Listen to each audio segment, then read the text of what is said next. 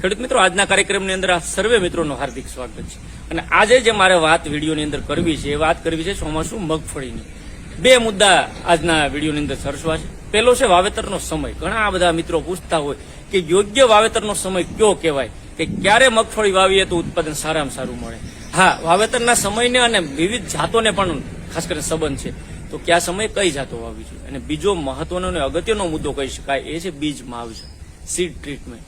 કેવા પ્રકારની દવાઓ, કેવા પ્રકારના સૂક્ષ્મ જીવાણુ અથવા જૈવિક નિયંત્રકોની સીડ ટ્રીટમેન્ટ આપી અને સારામાં સારું ઉત્પાદન મેળવી શકાય, રોગ અને જીવાતથી કાબુ મેળવી શકાય, જૈવિક ખાતરોનો ફાયદો લઈ શકાય. તો આ બે મુદ્દા, વાવેતરનો સમય અને બીજ માવજત, આજના વિડીયોની અંદર મારે સવિસ્તારથી આપણે વાત કરવી છે. તો મારી ખાસ વિનંતી છે, વિડીયો પૂરેપૂરો જોજો, સમજવાની કોશિશ કરજો. સાથે મળીને ખેતીને ટેકનિકલી રીતે આપણે સુધારીએ છીએ. અને બીજું, આ વિડીયો શરૂ કરવું પહેલા આપ સર્વને ખાસ વિનંતી, આ ચેનલની અંદર આપ નવા હો, હજી સુધી મારા વિડીયો તમને રેગ્યુલર ન મળતા હોય તો આ ચેનલને સબસ્ક્રાઇબ કરી લો. ખાસ કરીને ઘંટડીના બટન ઉપર ક્લિક કરો અને એના ઉપર ક્લિક કરશો એટલે ઓલ નોટિફિકેશન આવશે. ઓલ નોટિફિકેશન કરી દેશો એટલે તમામ પ્રકારના વિડીયો તમને સમયસર મળશે અને વિડીયોનો પૂરેપૂરો લાભ વ્યવસ્થિત રીતે મિત્રો તમને મળતા થઈ જશો. મારી ખાસ વિનંતી છે કે આ ચેનલને સબસ્ક્રાઇબ કરી લેજો, ત્યારબાદ વિડીયો પૂરો જોજો, તમને ગમે તો લાઇક આપી દેજો અને ત્યારબાદ વિડીયોને શેર પણ કરજો. સૌ પ્રથમ વાત કરીએ વાવેતરના સમયની. તો આમ તો ચોમાસું વાવેતર મગફળીનું જયારે કરીએ તો 3 તબક્કામાં થાય. વહેલું વાવેતર થાય, સમયસરનું વાવેતર થાય ને મોડું વાવેતર થાય. અને આમાં સારું ઉત્પાદન લેવા માટે અલગ અલગ તબક્કે વાવેતર કરતા હોય. જ્યાં પાણીની સગવડ છે ત્યાં વહેલું વાવેતર અને અમુક સિલેક્ટેડ જાતોનું વાવેતર કરીને ખૂબ સારું ઉત્પાદન લઈ શકે. બીજી કે જ્યાં પાણીની સગવડ જ નથી, ચોમાસા આધારિત ખેતી છે, વરસાદ આધારિત ખેતી છે, એ લોકોએ તો રેગ્યુલર વાવણી લાયક વરસાદ થાય ત્યારે જ વાવેતર કરવાનું હોય છે.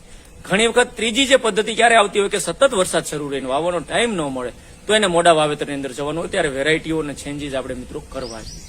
વહેલા વાવેતરનો સમય ખાસ કરીને મે મહિનાના 3જા અઠવાડિયાથી, એટલે 20 મે પછીથી લઈ અને જૂનનું જે પહેલું ખાસ કરીને અઠવાડિયું છે, આ અઠવાડિયા સુધી, એટલે 20 મે થી લઈ અને 8-10 જૂન સુધીનો સમય છે એને વહેલા વાવેતરની અંદર આપણે સમાવેશ કરીએ છીએ. અને જ્યારે પણ આગોતરું વાવેતર કરવું છે, કોરડાની મગફળી કહેવાય, કોરવાણ પાઈને મગફળી કરતા હોય, પાણીની સગવડ એ લોકો વહેલી વાવેતર કરતા હોય, એના માટે ખાસ કરીને મગફળીની મોડી પાકતી અને વેલડી પ્રકારની જાતો મિત્રો આપણે વાવી જોઈએ. જીજી 11 છે કે જીજી 13 છે કે આ પ્રકારની જે જાતો છે, જે વેલડી પ્રકારની જાતો છે, ખૂબ પથરાતી જાતો છે અને આ મોડા સમય ઘણો લેતી જાતો છે, એવી પ્રકારની જાતોનું સિલેક્શન કરીએ તો ખૂબ સારા ફાયદો થશે. બીજું જે મહત્વનું સમયસરનું વાવેતર છે, 15 જૂનથી લઈ અને 30 જૂન સુધીનો સમય જે છે, 15 થી 30 જૂન રેગ્યુલર આપણું ચોમાસું વાવણી લાયક વરસાદ થતા હોય છે, એના આધારે આ સમયસરનું વાવેતર છે. ખાસ કરીને સમયસરના વાવેતર માટે મિત્રો અર્ધવેલડી, વેલડી કે આ પ્રકારની મગફળીને આપણે પ્રાધાન્ય આપવું જોઈએ. એમાં જીજી 20 છે, જીજી 22, જીજી 23, આ પ્રકારની જાતો, ગિરનાર 4 હોય, ખાસ કરીને 32 નંબરની જાત હોય, 35 નંબર હોય, આ બધી જ જાતોને આપણે આની અંદર સમાવેશ કરી શકતા હોય અને એ સમયે સમયસરના વાવેતરની અંદર એને વાવી શકીએ. ત્રીજો જે મહત્વનો મુદ્દો આવે, જુલાઈ માસની અંદર, ખાસ કરીને જૂન મહિનામાં વરસાદ થાય અથવા બહુ લંબાઈ, ઘણી વખત જુલાઈ મહિનાના શરૂઆતમાં વરસાદ થતો હોય તો એ મોડા વાવેતરના અંદર સમાવેશ થતો હોય. અને મોડા વાવેતર માટે વહેલી પાકતી જાતોની અંદર 2 નંબર, જીજી 2 અથવા જીજી 5, 7 કે 9 જેવી ફક્ત ઉભળી જાતોનું મિત્રો વાવેતર કરવાની આપણી કૃષિ યુનિવર્સિટીઓ ભલામણ કરે છે. અને આમ સમયસર, વહેલું અને મોડું, આ 3 પ્રકારના વાવેતરનો સમય નક્કી કરવો ખૂબ જરૂરી હોય છે ને એના આધારે આપણે આયોજન કરવું. આ હતી વાવેતરના સમયની વાત. બીજો જે મુદ્દો મેં મહત્વનો કીધો તમને એ છે બીજ માવજત, સીડ ટ્રીટમેન્ટ. ખૂબ મહત્વની બાબત. જેમ આપણે બાળકને પોલિયોના ટીપા પાઈએ છીએ, બાળક જન્મે અને તરત જ એને પોલિયોના ટીપા પાઈ દેવામાં આવે, રસીકરણ કરવામાં આવે કે ભવિષ્યની અંદર એને બીમારી ન થાય, એના માટે અગાઉથી આયોજન કરીએ છીએ. એ જ રીતના બીજને, મગફળીના દાણાને સીડ ટ્રીટમેન્ટ 3 પ્રકારની હોય.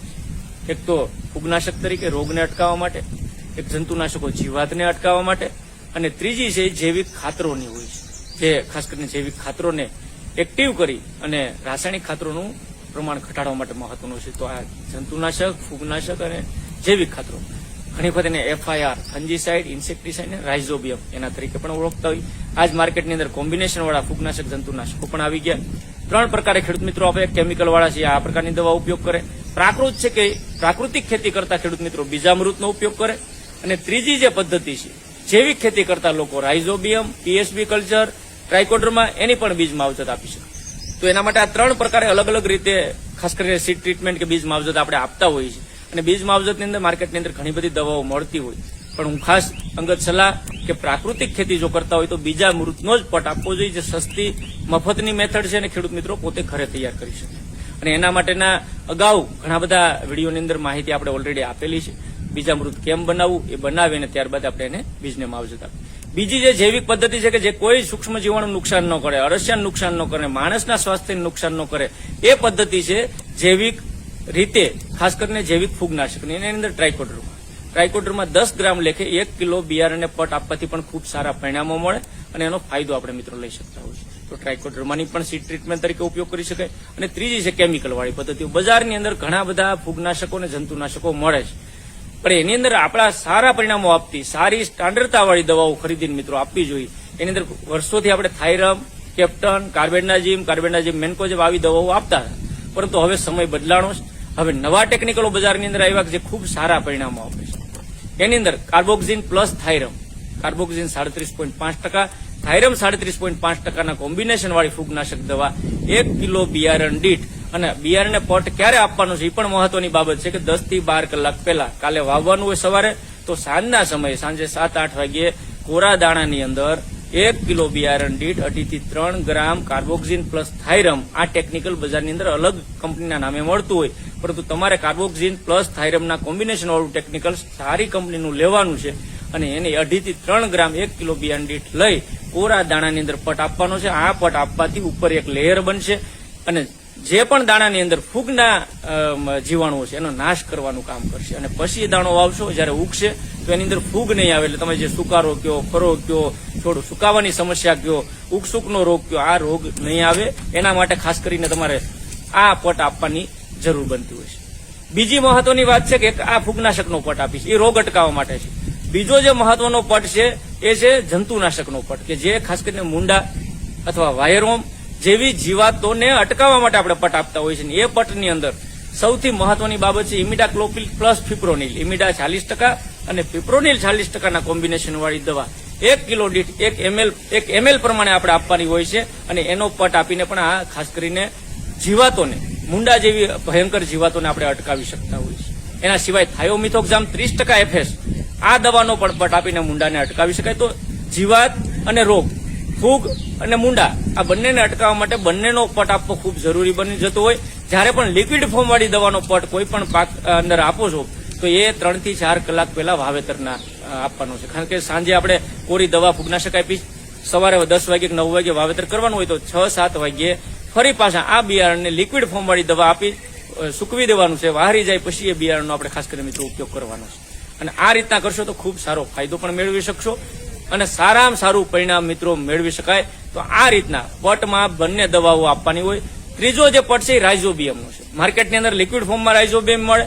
1 કિલો બિયારણ દીઠ 8 થી 10 ml લેખે રાઇઝોબિયમ લઈને એનો પણ પટ આપી શકાય. અને એ પટ આપીને પણ વાવેતર કરશો તો મને લાગે રોગ, જીવાત અને ખાસ કરીને જૈવિક ખાતરનો પણ પૂરો ફાયદો લઈ શકશો અને સારામાં સારું ઉત્પાદન, ગુણવત્તાવાળું ઉત્પાદન લઈ શકાય. તો આ બીજ માવજત એટલી જ કામની, સમય, સારી દવા અને પ્રમાણ જાળવીને જો ખેડૂત મિત્રો આપણે આપીએ તો ખૂબ સારો ફાયદો લઈ શકાય. તો મિત્રો આજના વિડીયોની અંદર એટલું જ.